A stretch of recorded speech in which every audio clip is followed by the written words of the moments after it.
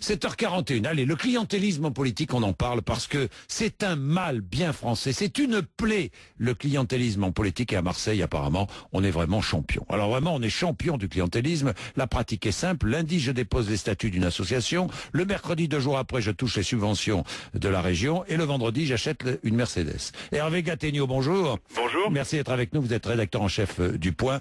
J'ai remarqué cet article dans le Point, excellent article sur des pratiques marseillaises. Ça existe ailleurs, mais à Marseille, apparemment, c'est dans de grandes dimensions, hein, ce clientélisme, Hervé Gattegno. Oui, sans doute les dimensions sont-elles un peu exceptionnelles. Et puis il y a un autre point qui est particulier, c'est qu'il y a une enquête judiciaire. Oui. Et ça, c'est assez rare parce que le clientélisme en soi n'est pas une infraction. Oui. Et a fortiori, il ne recouvre pas un caractère pénal qui pourrait entraîner des sanctions graves. Sauf que là, à Marseille, dans l'enquête dont il est question, ça s'appelle pas seulement clientélisme, ça s'appelle détournement de fonds publics. Ouais. Parce que ce sont des subventions du conseil régional Oui. qui sont alloués à des associations d'insertion, donc des associations qui sont censées porter des projets d'insertion, d'éducation, de culture ou de sport dans les quartiers nord de la ville, les quartiers les plus défavorisés de Marseille. Oui.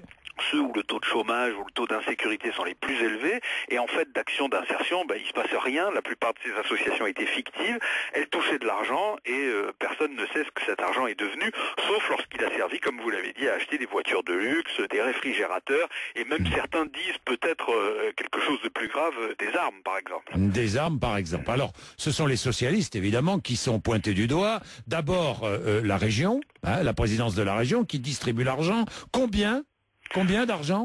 Alors là, c'est un peu compliqué à dire pour l'instant. Si vous voulez, il y a une vingtaine d'associations qui sont visées par l'enquête. Ce qu'on sait, c'est que le budget global de la politique de la ville, c'est presque 20 millions d'euros par an. Politique de la ville, de la région, hein ? Oui, du conseil régional. Du Alors conseil le conseil régional régional est le principal acteur de cette politique de la ville, donc de cette aide à des quartiers très défavorisés où il y a des grandes barres de béton et où on manque beaucoup d'équipements scolaires, culturels, sportifs, etc.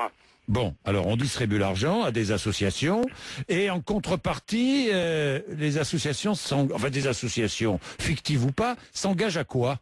Alors c'est là qu'est le nœud du dossier, c'est que il apparaît dans cette enquête que la plupart de cette vingtaine d'associations dont je parle n'avaient pas d'existence réelle et qu'en fait elles dissimulaient des arrangements avec les élus, donc les élus socialistes, vous l'avez dit.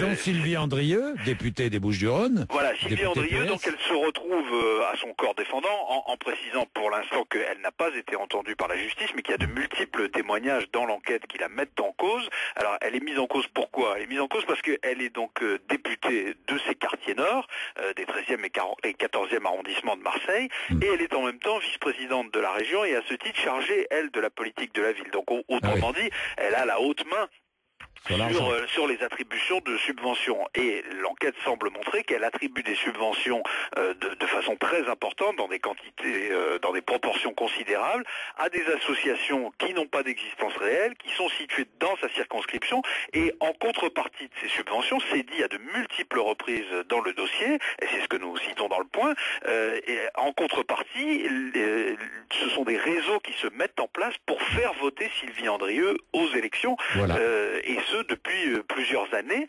Et le dossier montre également qu'à plusieurs reprises, les services administratifs du conseil régional ont tiré la sonnette d'alarme en montrant qu'il y avait des anomalies dans ces dossiers de subvention et que Madame Andrieux, à chaque fois, aurait demandé qu'on continue, qu'on laisse faire, en expliquant même au propre personnel du conseil régional que en période électorale, il ne fallait pas être très regardant. C'est l'expression qui lui est prêtée. Merci Hervé Gattegno. Je précise que Michel Vauzel et la région n'ont pas voulu répondre à vos sollicitations. À lire dans Le Point cette semaine, évidemment, c'est très très intéressant, croyez-moi. Il est 8h moins le quart.